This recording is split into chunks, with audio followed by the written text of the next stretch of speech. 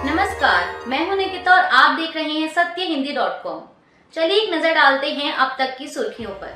अभिनेता सैफ अली खान पर चाकू से हुए हमले के मामले में मुंबई पुलिस ने अभियुक्त को गिरफ्तार करने का दावा किया है। मीडिया रिपोर्ट्स के मुताबिक अभियुक्त को ठाणे के हीरा मंडी लेबर कैंप से पकड़ा गया और वो पश्चिम बंगाल का रहने वाला है।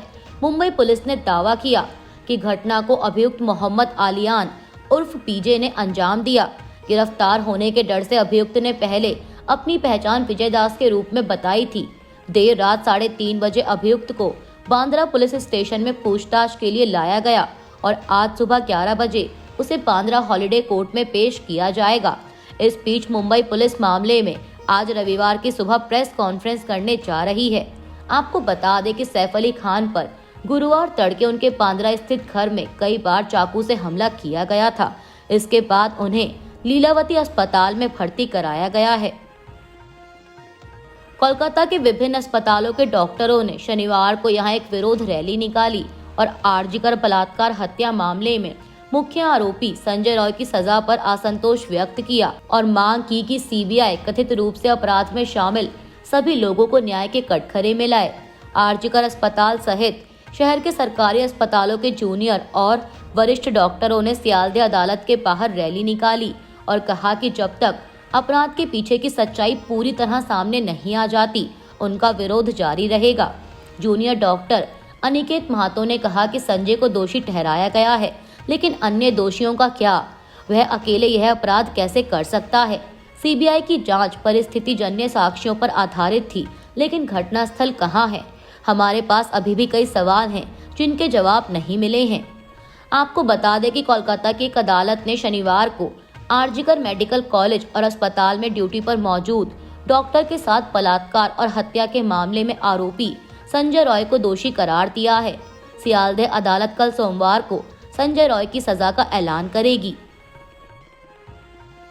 केंद्र सरकार 14 फरवरी को चंडीगढ़ में पंजाब के प्रदर्शनकारी किसानों के साथ बैठक करेगी, जिसमें उनकी मांगों पर चर्चा की जाएगी।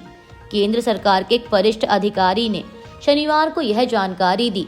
वहीं इस प्रस्तावित बैठक की घोषणा के बाद किसान नेता जगजीत सिंह डल्लेवाल चिकित्सा सहायता लेने पर सहमत हो गए हैं।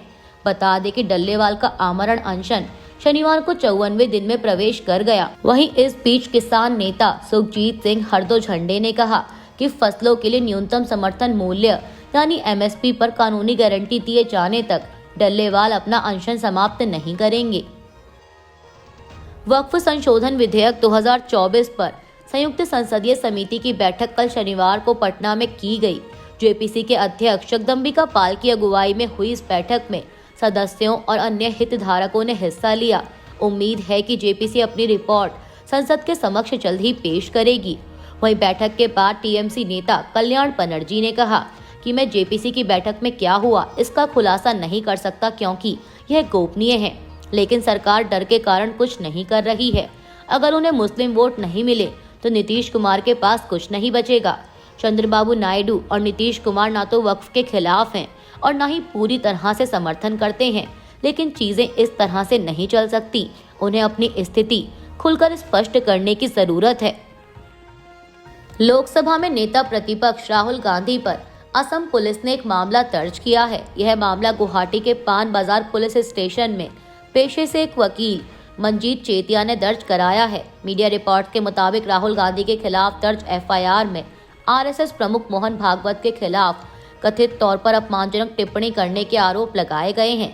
असम पुलिस इंस्पेक्टर शंकर ज्योतिनाथ के हस्ताक्षर वाली एफआईआर में राहुल गांधी पर पीएनएस की धारा 152 और 157 डी के तहत मामला दर्ज किया गया है।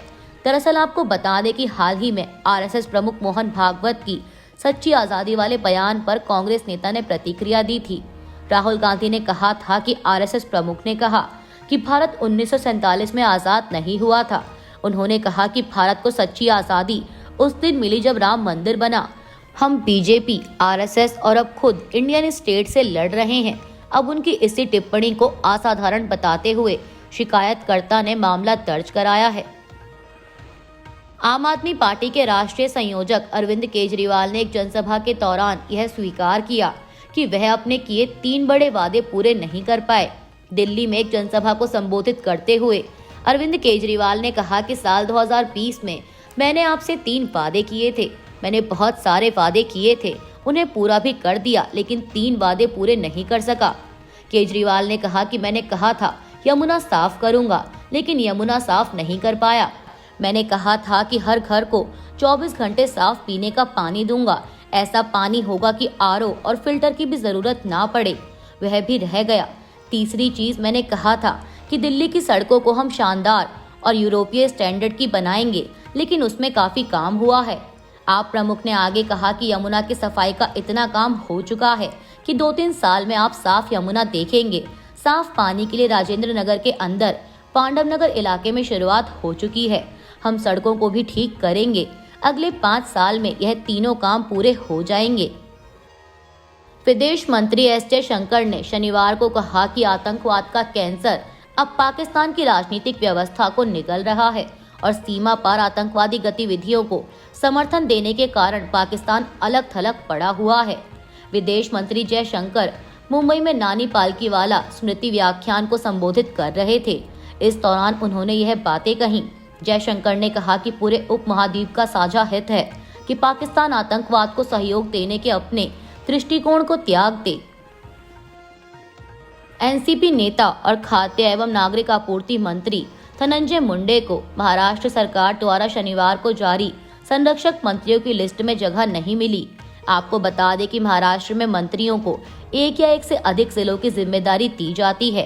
पिछले महीने नई महायुति सरकार के गठन के बाद से ही इस घोषणा का इंतजार था। राज्य में 36 जिले हैं। पीटीआई की एक रिपोर्ट के मुताबिक मुख्यमंत्री देवेंद्र फडणवीस, जो गृह विभाग भी संभालते हैं, नक्सल प्रभावित गढ़चिरौली जिले के संरक्षक मंत्री होंगे, जबकि उप मुख्यमंत्री अजीत पवार को पुणे के अलावा पीठ जिला भी आवंटित किया गया है। इस्राएल के प्रधानमंत्री बेंजामिन नेतन्याहू ने कहा है कि युद्ध विराम का दूसरा चरण सफल नहीं होता है तो उनका देश हमास के खिलाफ फिर से युद्ध शुरू करने के लिए तैयार है।